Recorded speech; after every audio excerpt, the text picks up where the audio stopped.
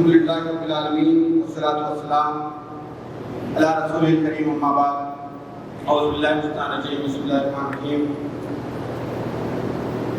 وذکر فإن الذکر تنفع المؤمنین صدق اللہ العظیم وصدق رسولہ الکریم۔ بیت پر تشریف فرما برادر عزیز بھائی طلحہ فیاض الدین صدر Aqsa Islamic organisation of India Telangana سے انشاءاللہ ہمارے درمیان کچھ وقفے میں محترم سرپرست حلقہ جناب حامد محمود خان صاحب کی تشریف فرما ہوں گے، سٹی کے سیکریٹری، ڈویژنل پریزیڈنٹ اور حیدرآباد شہر کے مختلف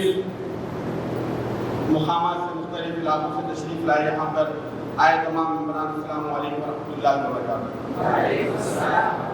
عزیز دوستوں، ساتھیوں،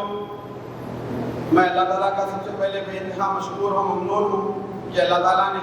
ایسے حیدرآباد شہر کو ایک موقع عنایت فرمایا کہ ہم یہاں پر سب جمع ہوں اور ہمارے تزکیے کے کچھ سامان کریں، کچھ چیزیں سیکھیں، کچھ چیزوں کو ہماری جو روزمرہ کی جو زندگی ہے، ہماری جو روزمرہ کی جو روٹین لائف ہے، اس کے ساتھ بہت سارے ہمارے ایکٹیویٹیز ہیں، لیکن اس کے ساتھ ساتھ ہم رکیں، ہم اپنے آپ کا، ہم اپنے نفس کا، ہم اپنے آپ کا خود احتسابی کریں، انٹروسپیکشن کریں کہ کیا ہم جس فکر کو لے کر، ہم جس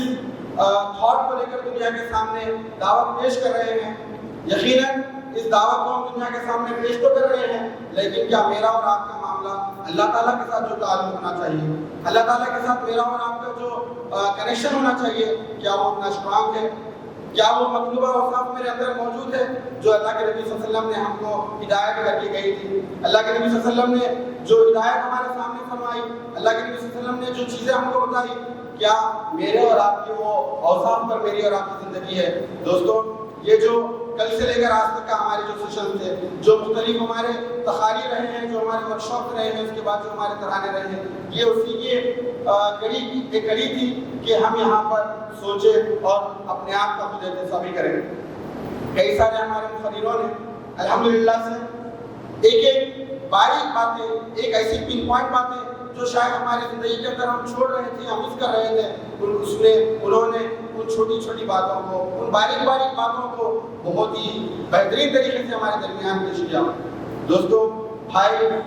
کلیم احمد خان کی تقریر کو آپ ایک بار ریوائو کریے، تحریری شعور کے اندر آپ نے جو باتیں فرمائی، میں آپ تمام سے درخواست کرتا ہوں کہ ان تمام باتوں کو آپ لوگ جوڑ باندھ لیجئے۔ یہاں سے نکلنے کے بعد ہمارے جو بچے تحریری جو سفر ہے، اس میقات کا ہمارا جو سفر ہے، یقیناً یہ جو باتیں ہیں، یہ جو کلمات ہیں، یہ جو ہمارے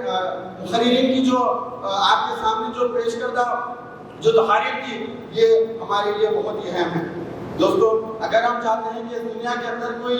کارنامہ انجام دے تو اس کے لیے ضروری ہے کہ ہم سب سے پہلے ہمارے اپنے ذاتی سیلف کو ہم جو ہے نا تیار کریں۔ ہم دنیا کو تو دعوت دیتے ہیں کہ آؤ نماز کی طرف آؤ زکوٰۃ دو، آؤ نماز پڑھیں، آؤ ہم اقامت دین کی بات کریں، لیکن جب میرا اپنا معاملہ، میں اپنے آپ کو جب اکیلے اللہ کے دربار کے سامنے یا پھر اکیلے میں کبھی ایک کمرے میں بند ہو کر اپنے آپ کو سوچتا ہوں کہ کیا میرے وہ اعمال جو کرتا ہوں صبح و شام، شب و روز میرے جو اعمال ہیں کیا اتنے بھاری ہیں کہ کل روز قیامت کے روز پڑھنے میں اتنے بھاری ہوں گے کہ میں جنت کا وارث بنوں گا؟ دوستو، ایک بات کریے، سوچئے، غور و فکر کریے کہ ہمارے جو دل و شب و روز کی ہماری جو زندگی گزر رہی ہے، شب و روز کی ہماری جو مصروفیت جو گزر رہی ہے، کیا یہ ہمیں جنت کا وارث بنا سکتی ہے؟ اگر نہیں بنا سکتی تو آج توبہ کریے۔ دوستو، توبہ کا دروازہ کھلا ہے۔ جیسے آصف منیر بھائی نے فرمایا کہ اگر ہمارے گناہ اس زمین کے برابر ہوں گے تو اللہ تعالیٰ کی جو رحمت ہے، جو برکتیں ہیں اور جو معاف کرنے کا جو دل ہے، وہ آسمان کے برابر ہے۔ اگر ہم دنیا کے اندر ہم سمجھتے ہیں کہ میں جو اعمال کر رہا ہوں وہ بہت برے ہیں، میں اللہ تعالیٰ کے سامنے فیس نہیں کر سکوں گا، تو دوستو توبہ کریے۔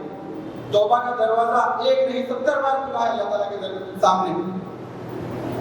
عزیز دوستوں، ساتھیوں، اس پروگرام میں آپ لوگوں نے ایک اور چیز اور کی ہوگی کہ ہم نے یہاں پر کوئی علمی، فکری اور کوئی ذہین تقاریر آپ لوگوں کے سامنے، انٹلیکچوئل باتیں آپ لوگوں کے سامنے نہیں رکھی۔ ہماری کوشش یہی تھی کہ آپ لوگ جب اس پروگرام کو اٹینڈ کر اپنے گھروں تک واپس آئیں، اپنے یونٹس میں واپس جائیں، اپنے گراؤنڈز پر واپس آئیں، تو آپ کو ایک ایسا سامان ملے، آپ کو یہاں سے ایک ایسا روڈ میپ یہاں سے ملے کہ جہاں پر آپ بار بار اپنے آپ کا اپنے انڈیویجول جو ہے نا آپ کو رک کر جو ہے نا کیا کہنا چاہیے احتساب کریں. دوستوں کئی سارے مفسرینوں نے ہمیں ذکر کی طرف ترغیب دلائی, کئی سارے مفسرین نے ہمیں قرآن پڑھنے کی طرف ترغیب دلائی, کئی سارے مفسرین نے ہم کو اپنا خود احتساب کرنے کا انٹراسپیکشن کرنے کا جو ہے نا ترغیب دلائی. تو دوستوں یہ حیدرآباد شہر کے ذمہ دار کی حیثیت سے میں بھی آپ لوگوں سے گزارش کرتا ہوں کہ آپ لوگ بھی کچھ وقت اپنے ذاتی ارتقاء کے لیے, دوستوں یہ جو باتیں یہاں پر بتائی گئی ہیں تزکیے سے انسان یقیناً کچھ وقت کے لیے آئینے میں دیکھنے سے چہرے پر جو داغ جو دھبے ہیں وہ یقیناً آپ کو دکھتے ہوں گے,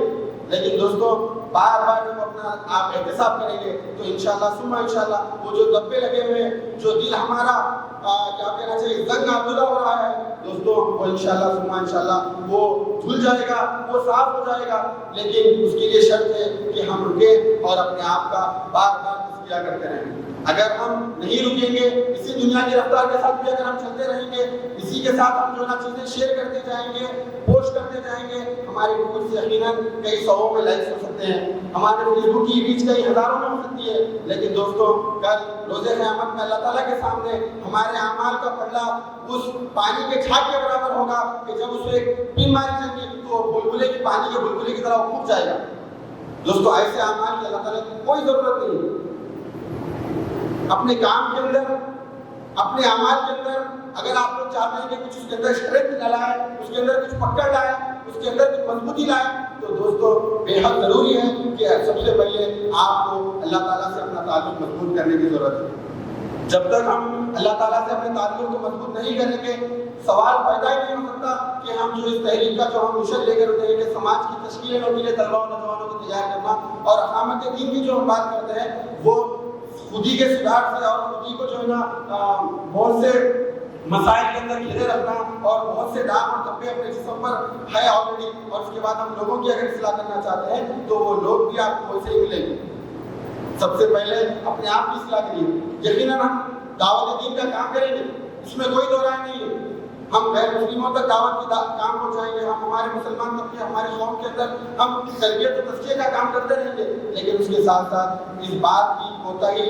ذریعہ بھی نہ پڑتی ہے کہ ہم میرا اپنا جو احتساب ہے, میرا اپنا جو معاملہ ہے اللہ تعالیٰ کے ساتھ وہ کہیں تو دور رہا ہے, تو اس بندھن کو, اس کنیکشن کو کوشش کریے کہ مزید سے مزید جو ہے نا بہتر بنانے کی کوشش کریے, مزید سے مزید اسٹرانگ بنانے کی کوشش کریے. دوستوں آج مجھے جو آیت دی گئی تھی جس کے اوپر مجھے آپ سے یہاں پر مخاطب کرنا تھا, اس کا ترجمہ تو اس طرح ہے, البتہ نصیحت کرتے رہو کیونکہ نصیحت ایمان لانے والوں کے لیے نافع ہے. اللہ تعالیٰ اس سورۃ الذاریات میں فرماتا ہے کہ دوستوں لوگوں نصیحت کرتے رہو, کیونکہ جو لوگ نصیحت کریں گے وہ لوگ نافع رہیں گے. نافع کا مطلب نفع یعنی ہاں, یعنی اگر ہم چاہتے ہیں کہ مثلاً ہم بزنس میں دیکھتے ہیں کہ نفع یعنی پروفٹ وغیرہ, تو اللہ تعالیٰ کے سامنے کل کو ہمیں اگر ہمارے کام سے, ہمارے اعمال سے اگر ہم کچھ پروفٹ اٹھانا چاہتے ہیں تو آپ کے لیے بے حد ضروری ہے کہ آپ لوگوں کو نصیحت کرتے رہیں. دوستوں نصیحت کی مراد کیا ہے؟ یہاں پر دعوت کا دوسرا دور چل رہا تھا, کھلی دعوت چل رہی تھی لوگوں کے سامنے, کھلی اسلام کی جو اگر آپ لوگ حیات طیبہ پڑھیں تو دعوت کو ہمارے ابو سلیم بھائی صاحب نے 3 حصوں میں جو ہے نا اس کو ڈیفائن کیا ہے, پہلا دور, دوسرا دور اور تیسرا دور. تو دوسرے دور میں اگر آپ غور کریں گے تو وہ پہلے دور کی دعوت جو چھپی دعوت تھی اس سے باہر نکل کے ہم دوسرے دور کی دعوت یعنی عام دعوت, یعنی ہمارا جو اللہ کے نبی صلی اللہ علیہ وسلم کی جو دعوت تھی ماسز تک چھوٹے چھوٹے کارنر میٹس وغیرہ کر دعوت پہنچایا کرتے تھے. تو اس موقع پر اللہ کے نبی صلی اللہ علیہ وسلم کی ہمت بھانے کے لیے یہ آیت نازل ہوئی. اس کے اندر فرمایا گیا کہ لوگوں اگر تم نفع اٹھانا چاہتے ہو اللہ تعالیٰ کے سامنے تو تمہیں چاہیے کہ تم نصیحت کرتے رہو. دوستوں جو روشنی ہم کو ملی ہے, جو نور ہم کو ملا ہے, اس نور کو ہمارے اندر دفن کر کے رکھنا نہیں ہے, بلکہ اس نور کو عام کرنا ہے. اس نور کو ہمارے کیمپس میں عام کرنا ہے, اس نور کو ہمارے خاندان میں عام کرنا ہے, اس نور کو ہمارے محلے میں عام کرنا ہے. اگر میرا یہ معاملہ ہے کہ میں بہت اچھا خالی ہوں, میں بہت اچھا قرآن کو سمجھ سکتا ہوں, میں قرآن کی 1-2 آیتوں کے اوپر کئی گھنٹے ڈیبیٹ کر سکتا ہوں, لیکن میرے بازو پڑوسی, میرا سگا بھائی, میرا خلیرا بھائی, میرا چچیرا بھائی, میرے کلاس میں بیٹھنے والا میرا بینچ کا جو میرا ساتھی ہے, کلاس میٹ ہے, وہ جو ہے نا اس دعوت سے غافل ہے، وہ اس دعوت سے محروم ہے، اسے نہیں معلوم قرآن مجید کس چیز کا نام ہے، کس شیعہ کا نام ہے۔ وہ بس سمجھتا ہے کہ رمضان میں ایک بار اگر قرآن مجید کی تلاوت ہو جائے تو بہت کافی ہے، بہت بڑا کام ہے، ورنہ ہیڈ فونس یوز کر کے جمعہ کے دن کچھ آیتیں سن لے، سورہ یاسین سن لے، وہ بہت بڑی چیز ہے۔ تو دوستوں یقین جانیے ان عام لوگوں سے زیادہ ہماری جو سنا اللہ تعالیٰ کے پاس سرزنش ہونے والی ہے، ہماری بہت زیادہ پکڑ ہونے والی ہے، اس لیے کہ ہم کو یہ ہدایت ہمارے پاس موجود تھی، لیکن ہم نے اس ہدایت کو ہمارے سینوں میں چھپائے رکھا، ہمارے داخلانوں اور محرابوں کے اندر چھپائے رکھا، ہمارے سیل فونز کے فائلز کے اندر چھپائے رکھا،